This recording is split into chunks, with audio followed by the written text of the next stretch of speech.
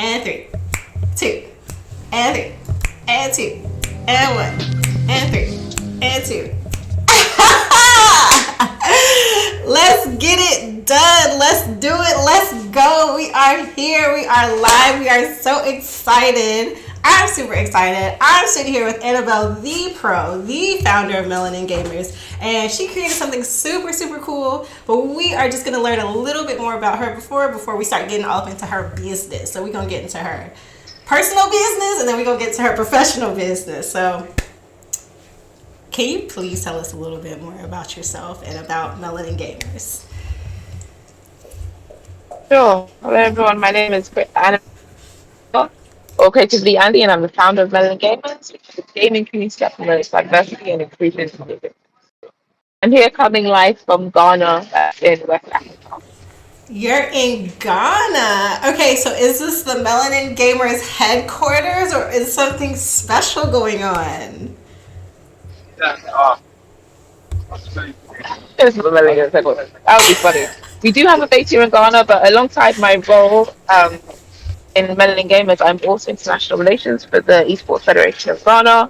And today is a very special day. We just finished a press briefing.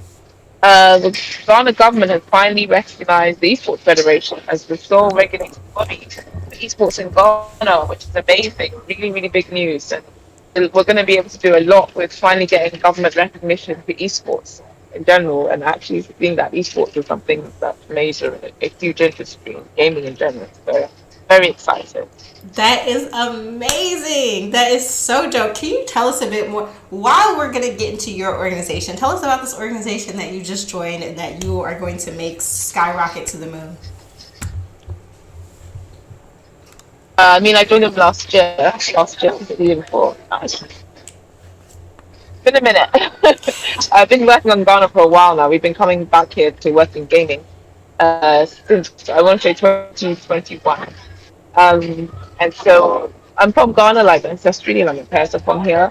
And so I've always wanted to, help grow the gaming industry here in Ghana. And it's been really good partnering with the likes of the Federation, Arena 233, which is the gaming center, esports arena in Ghana, and just different content creators who are out here in Ghana. It's been really amazing support and just everyone really wanting to grow this industry. Yeah, so more of this moving forward. So this today is a really big step for the federation and getting government recognition, but the work will not stop here. It will only grow from here. That's really amazing. One more time, can you say the name for us? You are working with the Ghana Esports Federation, and then there's also a Yes. partnership with the biggest thing in Ghana. Just one more time. So that's Arena 233. They are one of the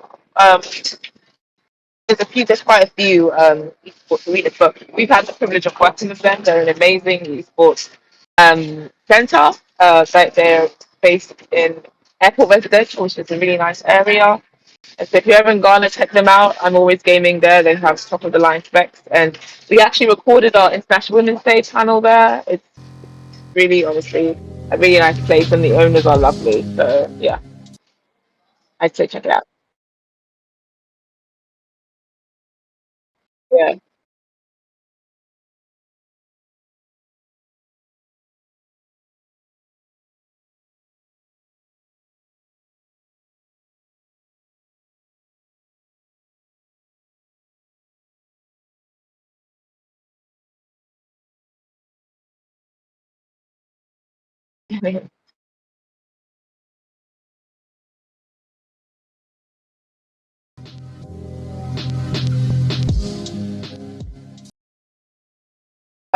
we've been running for over 5 years now.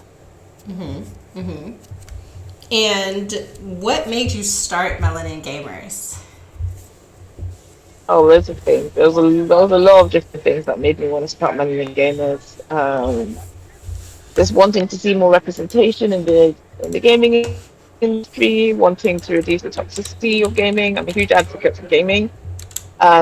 Because gaming, I always maintain that gaming helped save my life. I have sickle cell anemia, and so I spent a lot of my childhood, teenage years, young adult adult in hospital, and so I became like a really big reader. Love reading books, love getting lost in stories, fantasy, that sort of thing. And then when I discovered gaming, it was just like it was a book you could play, especially like a lot of story-based games. I was so immersed. I love this space. Of course, that came with like online gaming and things like that, being able to talk to people even if I was like in a hospital bed.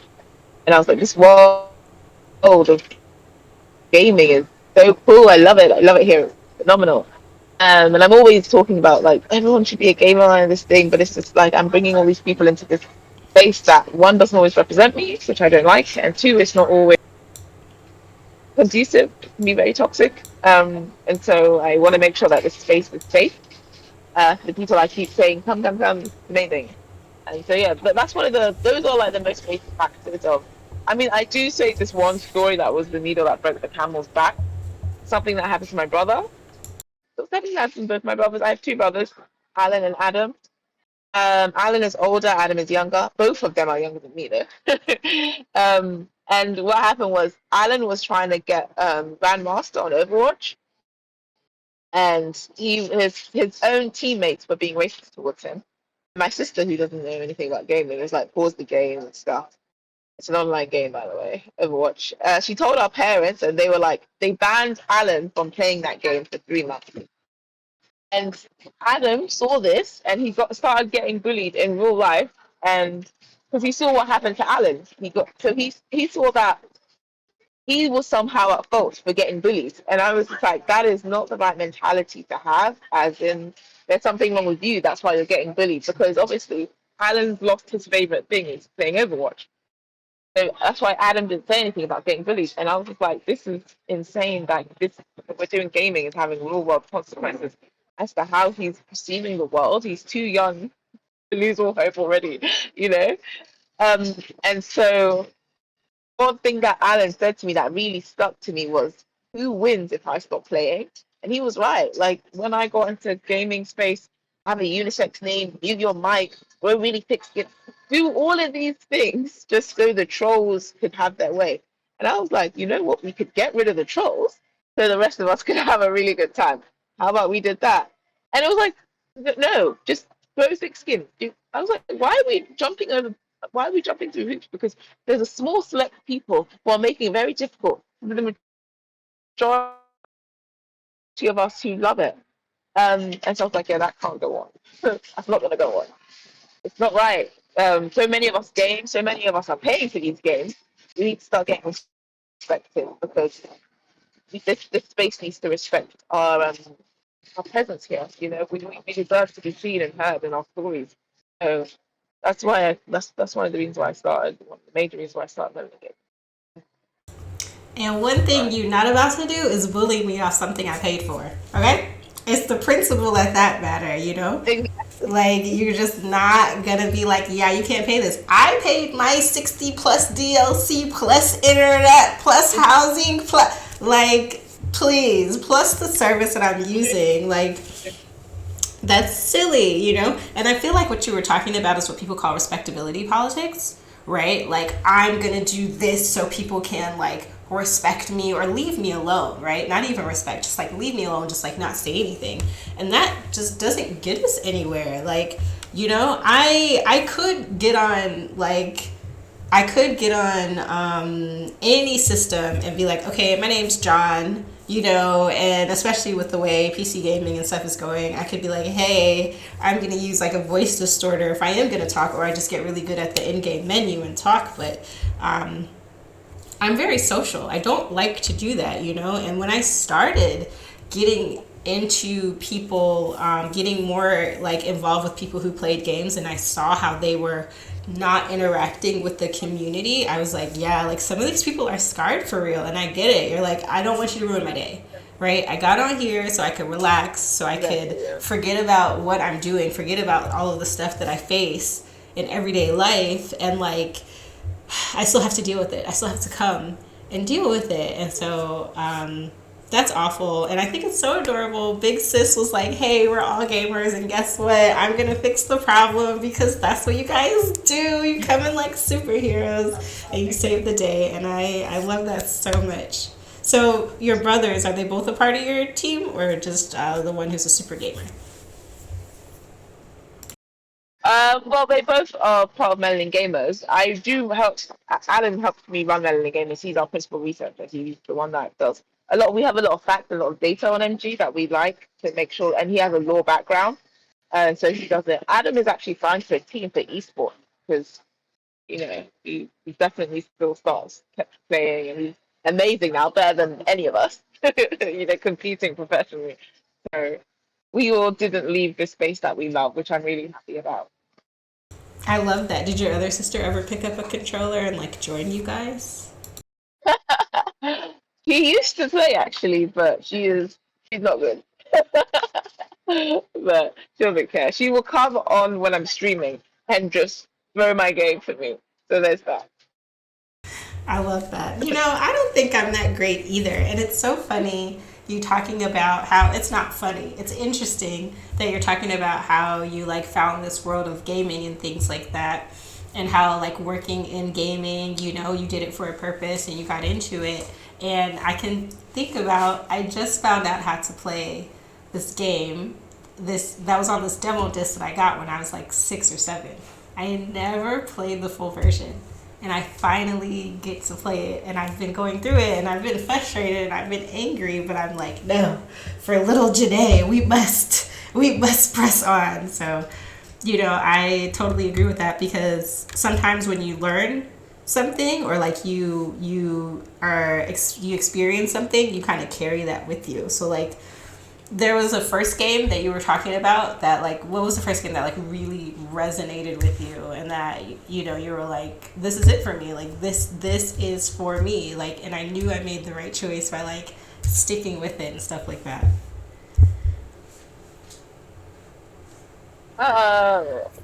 That's very difficult. I want to say it's a toss up between the Assassin's Creed franchise, which I think so. Ezio's trilogy is one of my favorite trilogies in any medium. I'm talking TV, but like any medium, that's one of my favorite trilogies just ever.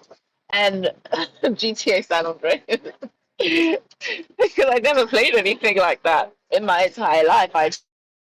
I play very nothing like GTA basically. It's so cool. And just yeah, I played GTA as a child. Talk to my parents about that one, but it was amazing, and it was like this is. I want to be a gamer. Those are the games that made me think like this isn't like something I'm just doing. This is the world I want to be a part of. I never want to leave this space. I thought it was so cool, and these stories were so rich, and I was like just deep diving into some of like it was just phenomenal, and I was like I could get lost in these worlds. Yeah, so I wanna credit those two with making me believe that I was a gamer at a young age. And Sims, of course, I got a shout out to Sims. I always say because that's not really a story, but it is to Yeah. me because Yeah. every time I play Sims, I create my own little story. So I have been playing Sims, probably one of the longest games I've ever played. Because I'm talking like Sims 2 or Sims City, which is not. It's like you create like towns and like stuff and cities as opposed to like controlling people, which I still loved because I could be like a mayor of a town in Sim City, the old school Sim City. I can, So yeah, I can Desert Island. say Those are the. I can say that I've never actually played The Mhm. Sims. I have it downloaded right now. Like I was like, I'm gonna get into it. I think the thing that scares me about The Sims the most is that Oh like my god. it's just I have to manage my own life. And I have a dog that I love very much, and we're both very dramatic, and we're both like very big personalities. So it's like now I have to go manage somebody else's life and their marriage and their kids and make sure the house don't catch on fire. And when it does, like it's a lot. So Oh, so I much fun though. Sometimes you make the house catch on fire on purpose.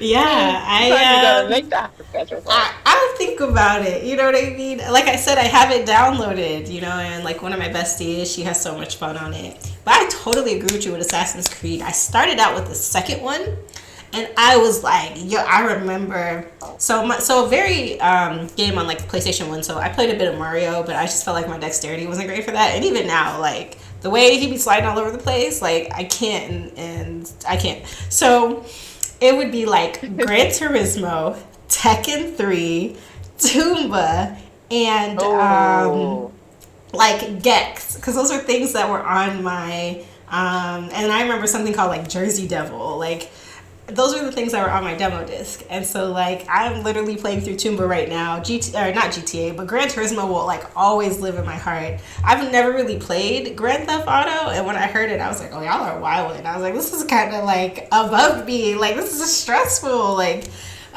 so like I love Tekken so much. I love racing games. Like I would yeah, Gran Turismo really did it for me, and Assassin's Creed. So I was working at NBC Sports, or I had an internship, and I would go in there and I would just talk about Assassin's Creed. They'd be like, Junae, what's up with you? And I'd be like, and then she did this, and then the apple, or we don't even know if it's an apple, and they were like, oh, are you okay? Like, that's literally all I would talk about. And I definitely agree with you. And Assassin's Creed has to be the longest playing game because, like, I played every one of Assassin's Creed. And I even went back and played the first one. But I didn't play, like, Odyssey. But, like, Valhalla, yeah, absolutely. I was like, so... yeah, I don't know, man. Me and Assassin's Creed, we like this. Like, if you see Ezio, you see me. Like, I know all the other assassins, but like, if you see Ezio, you see me. So like, I'm a stan. I'm not even a fan. I'm actually a stan. I'm like a certified stan or something. You know. Man, Ezio was it for sure. Ezio was it. Like, so.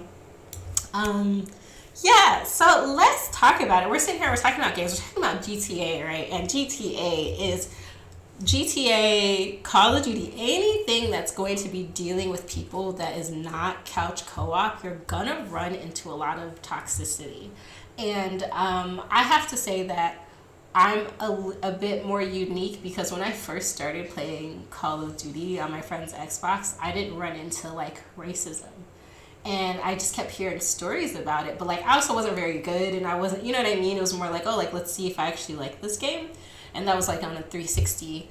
And then I got a PlayStation, and I played on PlayStation, and I think I was just playing a lot of solo games, so there wasn't a lot of opportunity. Like I did play what's it called, like DC Online, like DC Universe, like online. But by the time I was playing it and I got online, like nobody was there, so I didn't really encounter it until like late, like until like Overwatch. Like that's when I was like, oh, y'all are like for real, like y'all really be just out here calling people out of their name. So you have made this really, really cool, necessary, I think it's absolutely very necessary rating system. Can you tell us a bit about the rating system? So it's the world's first toxicity rating system. So we have rating systems in terms of if a game is rated in 18, or I guess you guys have different ways of saying it, isn't it? I guess it's T for teen and stuff like that. We have over here in the UK, we have say over here in the UK, I'm in Ghana right now, but you get what I mean. If it's like the way films are rated in 18, I think it's a 15 or a 16, and then like PG and then U. We're doing that for the online experience, because the online experience is a huge experience. It's a huge, huge, huge part of gaming culture now. And some games they are purely online. They don't even have campaign. So this rating system. We're trying to expose how bad. We're trying to expose what the experience is like online. How bad or good it is, because some experiences are lovely. When in the heart when we were deep in Animal Crossing when that came out, going to someone's island, it was so lovely, and everyone was very kind, and it was like a utopia. And I was like, I really want to just live here in Animal Crossing, in this world where everything is lovely, and you can see my nice garden, I'll see your nice garden. So it's not just about Call of Duty lobbies, Xbox 360 days, where if you don't have like rhino hide skin, you're not going to survive. You're going to cry every day on a game that you chose to play. So it's just exposing the system. And of course, a lot of these games are quite toxic. They're very bad. And we just want to people to be aware of what they're getting themselves into, you know? You just walk in and you're just like, oh my God. And it's like, you're being abused. And so people are just aware before they start playing these games. Just like when you pick up a game and it's rated this or that or that. It should be useful for that thing. That's really dope. I'm actually going through one of the surveys, so like, please don't take it seriously. I just wanted to go to the end of the survey, and So, it's for Animal Crossing, and I'm just like reading through.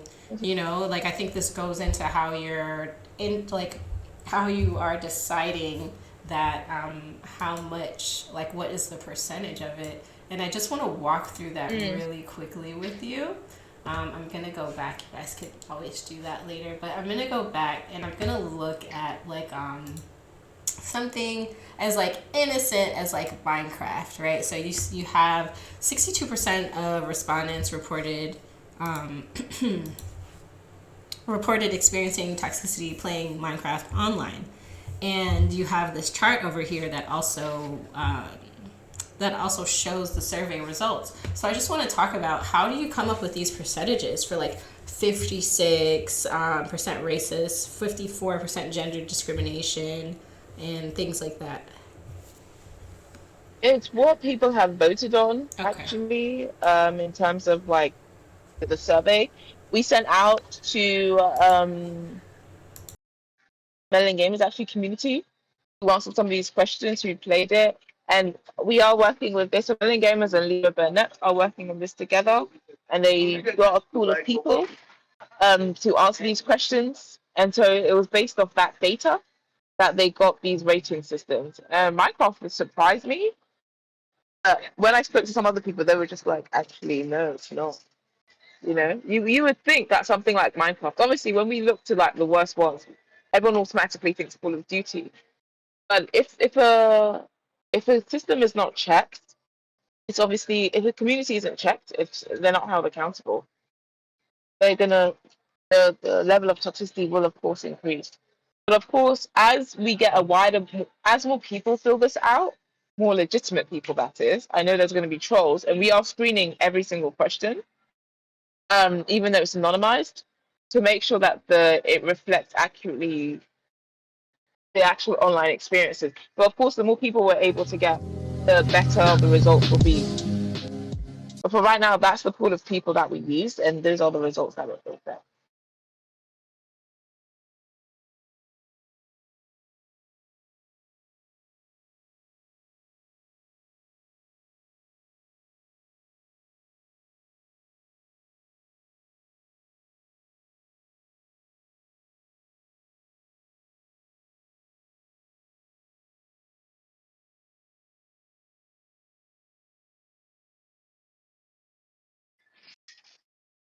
Yeah.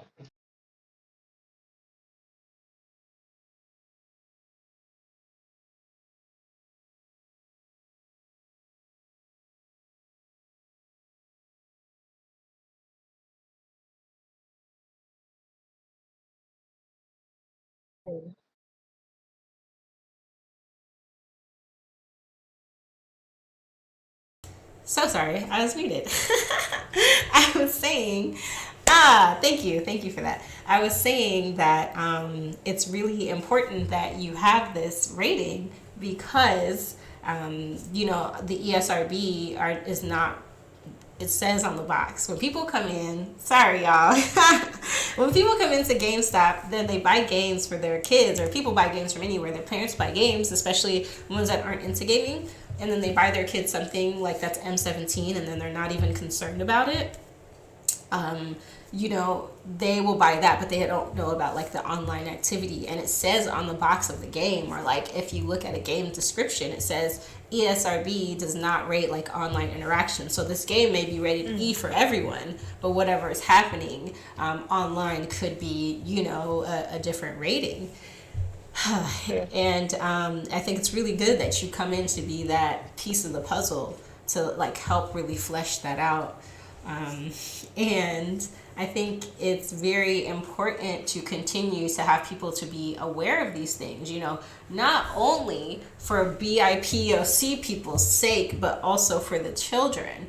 Imagine people like your brother, somebody that you can't reach out to like that, is going through this. And then they see your website and they're like, it's not me. It's not me. I'm not going through this alone. Like, this is happening, and people are reporting that 60% of this is this. Then they can make that educated guess of, or a decision of staying or saying, like, this might be a little bit too much for me. Maybe I don't want to stay. So yeah, I think this is like a really good system, and Minecraft is a bit surprising, but so is Roblox. But because those places are unmonitored, that's where like predators are going, because it's a unmonitored, like unfiltered. I think they're trying to do a better job, but I think something like this is, and hopefully somebody gives you that coin, because doing things like this will help them have that data. Because I think it's cool that you have data. I'm not saying they don't have data. They just probably didn't have the mindset or the wherewithal or the authority to do this. And I think, Yeah. this is definitely a good peace of mind tool to have. And I love that you did it. I think it's so cool. Okay. So you said you have data. What do you collect the data for? Just in general? Like, obviously, with your brother being in like law, you guys are exploring a lot of topics in a more in-depth manner and having the legal speak to do so. Yeah, well, a lot of our data does come from UKI, which is the UK government board. And so they run different like national, international surveys, I guess. I don't know all of that. So my brother does that side of things. To make sure that the data is accurate and correct. So UKI are a UK governing board. Um, and they run a lot of these things. So when we say like 10% of people are working in this, we get that data straight from Yuki, and they're very accurate. We trust what we it's government regulated, so it's actually trusted sources, not just trust me, bro, kind of statistics. And so that's where we work with them with that. What my brother does anyway. And then when it comes to more international things, again, we're always making sure that the data that we're getting is correct and accurate, and not just something that we asked five of our friends and we said, 1 out of 4 people do this, 1 out of 5 people do this. That's really important to us. And that's why we're encouraging more people to take um, to do the survey, so that we can have, so the more data we have, the more accurate of a picture we can create as to like how it really is online. Because right now it's just that pool of people that we are. How do you plan to get more reach for the system to have more accuracy? So with the fact that we launched it, so before we launched it, it was us asking our communities, our in-house community, so we are MG members, those people. Now that it's open, good and bad, because obviously trolls, trolls love us. Got a name like Melanin Gamers, you're going to attract a lot of racist people. And so it's a screening, but of course there's other people on the other side who are just like, oh, thank God for this system. It's a really important system. We're going to make sure that we share it. And obviously, I do try and focus on those people who are coming in their droves, but human nature is human nature. The negative comments, even if it's 99% overwhelmingly good, you can be like, oh, that 1%. It's like very loud. You're gonna like be like, oh, that 1%, that 1%, oh no. And I'm not saying it's 1%. Certainly hasn't felt like 1% this week. I've been getting a lot of DMs, emails as well from trolls, which was very surprising. I was like, oh, you guys are onto emails now. Voice notes. I did not know people could leave voice notes for you on the podcast. Just one full minute of someone saying the N word just over and over and over again. No one has as much time as a troll on their hands. They have all the time in the world. Like it's been really exhausting, but it's also just like when someone is threatened, obviously they lash out like this because that these spaces are really bad, and you want to they are out and out saying we want these spaces to remain racist. We want the most racist games, and it's crazy. And one of the people who commented on it was someone who used to work for Activision Blizzard on Call of Duty, which makes a lot of sense. So it's just we have to just keep pushing, even though it can be very exhausting. I can understand that when people are upset that they lash out. Every time I encounter these people, I feel like you don't really have a reason because y'all wasn't complaining about like X-Men. They're minorities. People wanted to kill them, and you guys are like, oh, I love X-Men, and it's like, but you can't make the parallel, and that's always my example. And if there was a Gamergate number for every time the system attacked like a woman or like a black woman or a woman of color, we'd be on like Gamergate umpteenth. So for someone to get so brazen that they just leave you the N word, like, I don't think I have that much energy to leave the N word in a voice note. Like, how For a minute, upset. 1 minute. Please, I think I would get and be like, nah, nah. Like, I couldn't keep going. Like, that's so odd for, like, it's not for them though, because they put their energy into things. And the perfect example of you saying that person used to work at Activision Blizzard, absolutely. They work there. They're gamer bros. They're people who, at work, they're like, oh, we would never allow this per the guideline. But me, I'm the perpetrator when I'm at home. And I think, it's important for people to look at that. But like I don't know, sometimes what don't make sense makes dollars. So people, they're not invested in that as long as they see that people are still going to engage.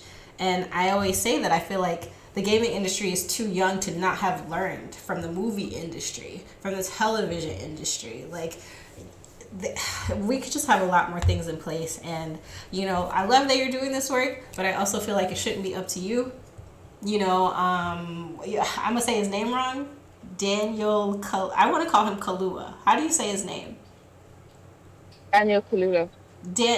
What? I feel like I'm gonna say it wrong because you thought you said it. Daniel Kaluuya. Daniel Kaluuya. That's what I was going to say, Kalua. I think he had a really impactful, he said something really impactful of like how every time like a black person sits down with a non-black person who is the oppressor, he said something more directly, but this is kind of how I feel. He says that they sit there and they ask, how do we stop racism? How do we stop these unfair things? And he was like, we're not the ones perpetrating it. We're not perpetuating it. So like, how would we know? Like, that should be you, like, like your thing to figure out. Like, we shouldn't always have to come to you as the oppressee and tell you how to stop oppressing us. Because if you would just go backwards, like, I was reading something, it was the Barbie movie too. So I was reading something and it was the Barbie movie that was like, hey, this is how you get to like LA, but like if you want to go home, just do everything backwards. Just do everything backwards. Just back up. Just back up. Back it up, Terry. Put it in reverse. Like, just stop doing it. Like, go backwards, And people always say things are so hard because there's so many there's so many rules. Remove those rules. Like, you guys just have to be on one page. You just have to be in agreement to do a thing so things can get better. So it's always interesting to be like, we can't fix this, or we're incrementally fixing this. Why? Y'all didn't, and some of these things y'all didn't incrementally put into place. You saw that it was happening and you just let it go happen. You let it happen, Mm-hmm. So I just feel like everything doesn't have to take time to be fixed. Like, some things can be fixed by next week. Exactly. That was a mouthful. Oh, I completely agree with you. It's always baby steps when they are not being addressed. Yeah. It's like we're gasping for air and we're just like, just hold your breath, just hold your breath. I can't breathe right now. And I'm asking you, like, help me. It's just like, just hold, but it's fine for you because you're breathing fine, aren't you? But I can't breathe and I'm asking for help. And you're the one that's strangling me. Get your hands off me. And it's crazy when they're just like, oh, you've got victim mentality. It's like, it's like you go into a casino, someone deals your card. Stop using the race card. Stop dealing it out to me. You're the dealer and you keep giving me the race card. What? I have no other card to play. Why don't you give me the white privilege card? That's a card that's accepted globally everywhere. I'd love that card, please. Okay. The day we stop playing the race card is the day you guys stop dealing it out to us. And that's it. I would love to stop Melanin Gamers today. I would love to stop Melanin Gamers. If I could just go online and have a really nice experience and not have to be this, all these labels that you put on me with a negative connotation. You know, I only create. I was a gamer. I used to be a gamer when I first started gaming, and then it was just like, oh, you're this, you're that, you're that, you're that, and I was like, suddenly I had all these labels that were oppressing me. It's just like, oh, why can't you just be a gamer? I wanted to be. I wanted to be in the first place. That's what I'm trying to get back to. And that's why we keep talking about it. So that you guys know that there is a serious problem to be had. We can fix this problem. We can all get back to games. Because that's what we want to do. I completely agree with that. You know, because all of these people have labeled you everything but a gamer, now you have to be an advocate. Now I'm an advocate and a gamer, and you made me do it. I never said that, like, and you know, don't get me wrong, an injustice somewhere is an injustice everywhere, right? Like, absolutely. I don't want to wake up and always advocate for this game. Like, I don't want to go and read a book or play a sci-fi game and be like, oh, this sounds like black people's story. Like, I don't want to play through it. You know what I mean? Like, I just, it's very frustrating, and you're right. It's always baby steps. Like, you know, you could be, imagine you were in a lake drowning, and I have like the life vest, and you're like, Junae, hurry up, and I'm like, hold on, let me finish my piece of cake. I'm coming. Just relax. Like, Girl, if you don't run, if you don't stride, if you don't take full strides to come help me, like when I get out of this water, it's gonna be a problem. Like, it's really the same thing, and you know, I don't know what I can say. I don't know what anybody can say. There could be melanin gamers, black girl gamers, brown girl gamer code until we're all blue in the face if they don't listen. It is a safe space for us, which we're totally fine with too. You know what I mean? Like, we want to make those differences. We want to have an impact. We want to make other people's gaming experience better. You know, if you guys are going to keep going on, we're just going to make our own. We're just going to have our own. And then you're going to be upset. And then you're going to be like, why can't I come in? And then we're going to be like, because you're about to start that mess again. Like, right. That's why. Honestly. You know, and I remember reading about this, like when The Watchmen came out. And I don't know if you ever watched it. So it's not really like, I guess it might be a spoiler. So spoiler alert. There was a self-help group for people where the day the squids dropped on everybody, and they were like crushing people, and it had been like a couple years. There was a support group, and this guy was like, I didn't have a squid dropped on me, but like my mom or my grandmother did, and I still feel that effect. It is scientifically proven that the things that we experience, okay, we're going to get scientific really quickly, but it's scientifically proven that the things that people experience can be transferred from generation to generation, because when a woman is born, she has all of her eggs in her. So whatever your grandmother went through, you're experiencing that trauma. And then whatever your mom went through, like you, and if you have a next generation, they'll experience that trauma. So like people who've been through the famine, we're still like feeling it 2 generations later. And so it's like knowing that, and we're dealing with so much. We're dealing with so much already, just being like black women, black people, minorities, women in general, humans, people, organisms. We're dealing with so much already. And then to be like, this is my one place of reprieve. No, it's not. You know? And then we have to deal with that too. Like, we have to deal with that like scarcity of being like, oh, I don't actually know why I'm freaking out, but like I'm freaking out. And then, you know, and then we call our trauma social anxiety, imposter syndrome, all these things, because we had to deal with what we were given, and we were never allowed to fully like handle it the way that we're supposed to be, or get the tools or get the advocacy to handle these things, and then they show up as these other things. So No, I completely understand it. I get you, and I have read up about what you're referring to as generational trauma being a thing, you know, and that's something that I'm really curious about. I'm reading into more because it's just like it's easy. It's easy, even if you didn't believe that. We're in it right now still. They're just like, oh, slavery happened, but we're still being oppressed now. We're still facing microaggressions. Even if we leave out slavery, which is a huge thing to leave out, by the way, You guys are still doing these things to us now. We're still getting attacked. We're still this is still happening. It wasn't something in like eight. I'm talking about today, right now, this moment. So we can't not stop talking about it because it's happening to us. And we'll stop talking about the day I'll stop talking about it right now. This if you guys stop doing it. How about that? How about I say I'll never talk about racism again if I never have to face it? Because I don't want to talk about it. I think that's the thing they don't realize. That people don't wake up and say, you know what I want to talk about? I want to talk about racism. I want to talk about oppression. No, I don't. I wanted to play my games. I wanted to play Assassin's Creed. I wanted to play The Sims. I wanted to play GTA. But I was being stopped by somebody. And that somebody is still trying to stop me. And so I'm trying to address that somebody. Can you please stop so I can play this game? And then we just have to play the game. Well, I'm trying to. You keep stopping me.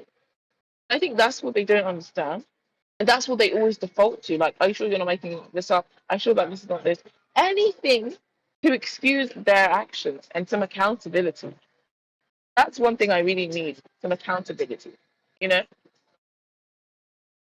I agree with you, like obviously, because you just said, but I agree with you on that. I don't want to get up. It's not on my agenda. I don't wake up and be like, let's fight oppression today. Like, I wake up and I'm like, I want to go play my game, and I also, I'm getting so sick and tired of the amount of anime and video games that center a white person in medieval times. I don't want to play it anymore.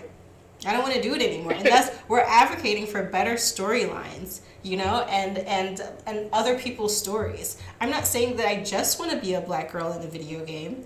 You know what I mean? To take me through somebody else's story. And I've been talking about this since college. Like it was like a film class, and I asked her, like, 'cause we were watching the mining situation in America. That's why people started forming unions, because people were like dying a lot in the mines, and like that was the birth of the unions in America. And we were watching it, which I care, like it was somebody's struggle, and I simply asked her, like, hey, what were the like Chinese doing at this time? What were any Asian stories, East Asian stories? Like, I didn't say black stories immediately, or African American stories, or African stories. I asked about other things first, and she just completely ignored me. Like, I remember, like it was yesterday, like I was like, hey, can we like watch something else, because I don't remember the timeline, but I was thinking about like the Chinese migrant workers who were working also like on the railroad as well, and I feel like it wasn't too far apart. And it's like, I know about African American history. Like, I know about that. I'm Jamaican, and I kind of know Jamaican history. Like, I feel like you got to be there sometimes for certain things, because not everything is, the revolution will not be televised. Like, everything is just not, you just can't Google everything. And so, wanting to know other people's stories helps you to sympathize with them. I wrote about this in the newsletter a while ago, and I don't remember the word for it, but the reason why people can so easily ridicule people online is because they don't see them as real people. So like out of sight, out of mind thing. And so if you have a viral video, that's all you are.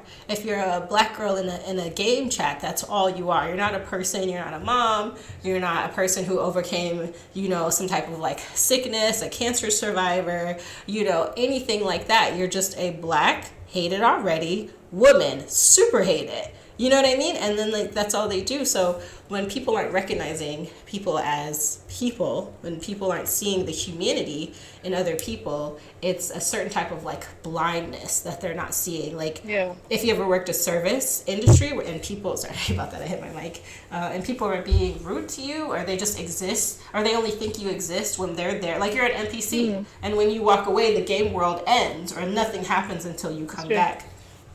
It's a certain type of blindness that people are dealing with. And if people are dealing with that in like customer service and service industries, like how much more in gaming, how much more in like virality and like TikTok and YouTube and things like that. Like, they don't care. They just want to be something that they take out their anger on. They just want to be something that you're made fun of. And you see it all the time where people who are like, it couldn't have been me, but girl, it was you, but you're not telling the internet that. So now it couldn't have been you. You know what I mean? It's like, it's the same thing. So I think, unfortunately, racism will never be solved because there would be no need for like DEI and things like that. But because it's also like a selfish, like humanity problem as well, I feel like these problems are not going to go away.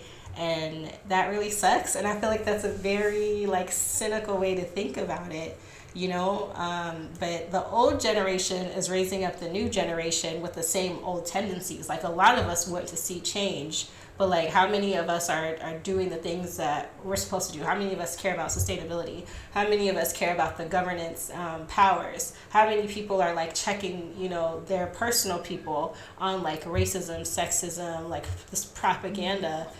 How many people are checking that other person to be a good person? Like if we all had accountability, like you said, I think we could move forward within just seeing people as people, and then we could progress from there. But because I don't think that that's going to happen, yeah, I agree with you. yeah. Completely 100%. Woo, that was a mouthful. That was a mouthful. Okay. Annabelle, is there anything else you would like to tell us about Melanin Gamers? Some things that you're coming up with? Some projects we should look forward to? Um, I guess with the esports thing, that's really huge, and we're going to be doing some. We're doing a tournament right now currently, which thank God for the team, and different things that we're planning in the UK as well, internationally, online things. With MG, it's just a community about staying safe and also never giving up. It's been a lot for us. I know some of our members have been attacked because of this, because we're fighting a beast that doesn't want to go down. But I do believe that we will see tangible change within our lifetime, and we're fighting for it. We're not accepting baby steps anymore. We're doing some full-grown adult steps and some jogging and some running, yeah? Because we're not accepting it anymore. We're not just sitting back. We're not meeting our minds. We're taking up space. We're creating our own spaces as well, and we will not be silent. And I just want to say that even if you have to take a break from social media, as my brother always says, learn to rest, not to give up. It's not a fight that we're giving up on by any means. So stay strong, and even if you're scared, do it anyway because you're necessary and you're needed and you matter. So that's all I want to say. Lovely. That is lovely. And we talked about this the other day. Do it if you're scared, especially if you're scared. You should do it faster. Especially if you're It's all right. scared, Be scared and do it anyway. Like I'm terrified most of the time of doing something, but Oh I my do it. goodness, yeah, I It's agree what I with do. you. But yeah, I was just showing them your website and where they can go. You got merch, you got events, you got a lot of the stuff we were talking about. You got the team on here. You're doing a lot of great things, and Thank God for the team.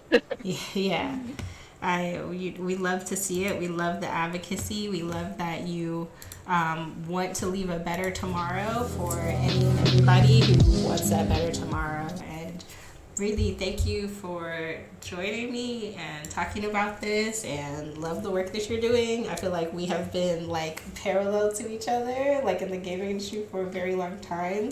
So it's finally nice to intersect. Look at me using my math words today. So, yeah, I love that. And go ahead, Annabelle, give us a sign off. Give us an outro for the ages. Really? I don't know what outro to give you guys. I don't know. I'm Um, not sure. I'm in Ghana right now, so I'm very like. Even though it's been a very difficult week, at least at the end of the day, I'm surrounded by people who love me, care about me, connecting with wonderful new people that I'm glad to have met, like you. And even when things are difficult, just know that you matter in the world. Even if it's that one person, even if it's you matter to yourself. Love yourself because that's one person that you always know is going to have your back. Everyone is good. Everyone's going to support you, but you matter too. Your story matters. Your soul matters. Your body matters. Your life matters. Everything about you is important. Like when I think about the universe and how many things there are. It's crazy that you exist despite that. You're like a grain of. Can you still hear me? Like a grain of sand. Like it could be insignificant, but it still exists. And that's something that stayed with me for so long when I first heard that. I was like, it's so tiny. Like, why is it even? But it still exists. Like the universe conspired so that you're here, your existence is here. So don't take that for granted ever. You know. I know that's very deep, but gaming is amazing. Gaming is fun. That's a little bit easier, lighter. Have fun, don't die, as gamers say. So I went fully deep there, and I brought it back to lighthearted. I loved it. I think that's amazing. And you should absolutely matter to yourself. Annabelle, this has been wonderful. I've learned many things and I am encouraged and inspired. And I really just hope everyone goes and checks you out, checks out your work and all that fun stuff. So sorry I got that phone call. Thank you. A really funny story about my ringtone. It's "Prepare for Trouble, Make It Double" from Team Rocket at the beginning, the like OG Pokemon. And I was on a plane and I forgot to like turn it off, and it was like "Prepare for Trouble." I was like, "I'm going to jail! I'm going to jail! I'm going to jail!" Like I just started freaking out. Yeah, but I had it like on Do Not Disturb, and I guess they had called me like more than once. So yeah, you guys, this has been amazing. Shout out to Annabelle, and she decided to stun on us in her intro. She said, "I'm in Ghana. Okay, I know you can't relate, but I'm out here being warm and eating food." So yeah, just thank you for joining. Thank you for taking time out of your busy day. You had a huge day today, and you still got stuff to do. So thank you for stopping by. And we are gonna leave. I'm going to have her contact details in the description of the YouTube video. So please come check her out and share this with a friend, share her website, share the watch, which is the rating system that she's created, and please take the survey and take it serious. Okay, until next time, you guys, just game safely.